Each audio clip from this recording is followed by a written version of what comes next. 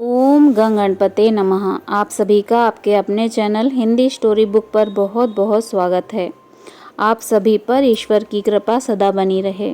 आज इस वीडियो में हम आपको बताएंगे कि पुरी के मंदिर में भगवान कृष्ण, बलराम और सुभद्रा की आंखें फैली हुई क्यों हैं।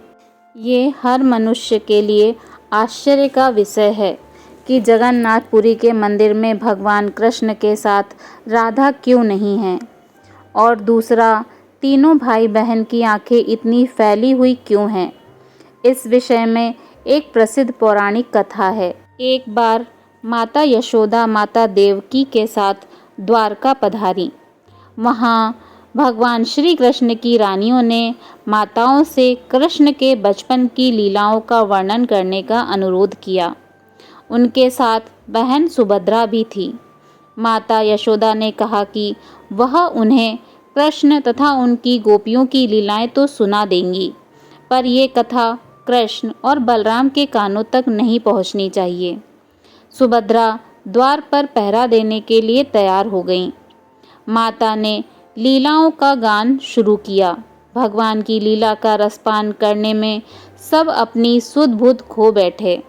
सुभद्रा को भी पता नहीं चला कि कब भगवान श्री कृष्ण और बलराम वहां आ गए और उनके साथ ही कथा का आनंद लेने लगे। बचपन की मधुर लीलाओं को सुनते सुनते उनकी आंखें फैलने लगी। सुभद्रा की भी यही दशा हुई। वह आनंदित होकर पिघलने लगीं। उस समय श्री नारद जी वहां पधारे। किसी के आने का एहसास होते ही कथा रुक गई।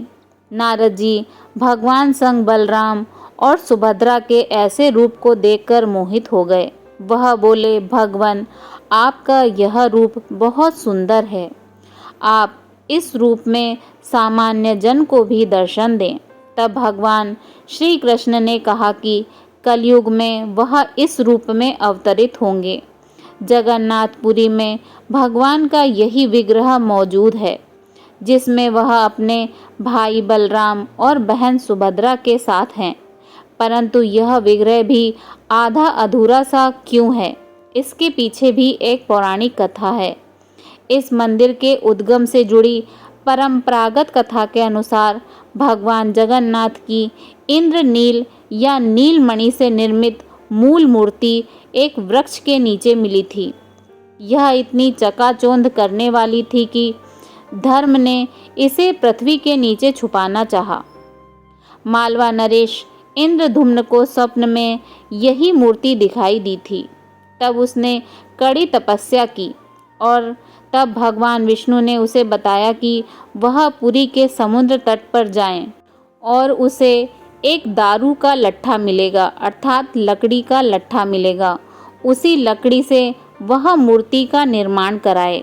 राजा ने ऐसा ही किया और उसे लकड़ी का लट्ठा मिल गया। उसके बाद भगवान विष्णु और विश्वकर्मा बढ़ई कारीगर और मूर्ति के रूप में उनके सामने उपस्थित हुए, किंतु उन्होंने यह शर्त रखी कि वे 1 माह में मूर्ति तैयार कर देंगे, परंतु तब तक वह एक कमरे में बंद रहेंगे और राजा या कोई भी उस कमरे के अंदर नहीं आए। माह के अंतिम दिन जब कई दिनों तक कोई भी आवाज़ नहीं आई, तो उत्सुकतावश राजा ने कमरे में झांका और वह वृद्ध कारीगर द्वार खोलकर बाहर आ गया और राजा से कहा कि मूर्तियां अभी अपूर्ण हैं, उनके हाथ अभी नहीं बने थे।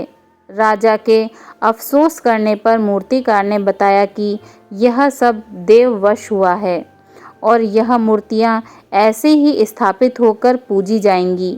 तब वही तीनों जगन्नाथ, बलभद्र और सुभद्रा की मूर्तियां मंदिर में स्थापित की गईं। अगर आपको यह वीडियो पसंद आया हो तो प्लीज़ मेरे चैनल को लाइक करें और सब्सक्राइब करें। धन्यवाद। जय श्री राधे कृष्णा।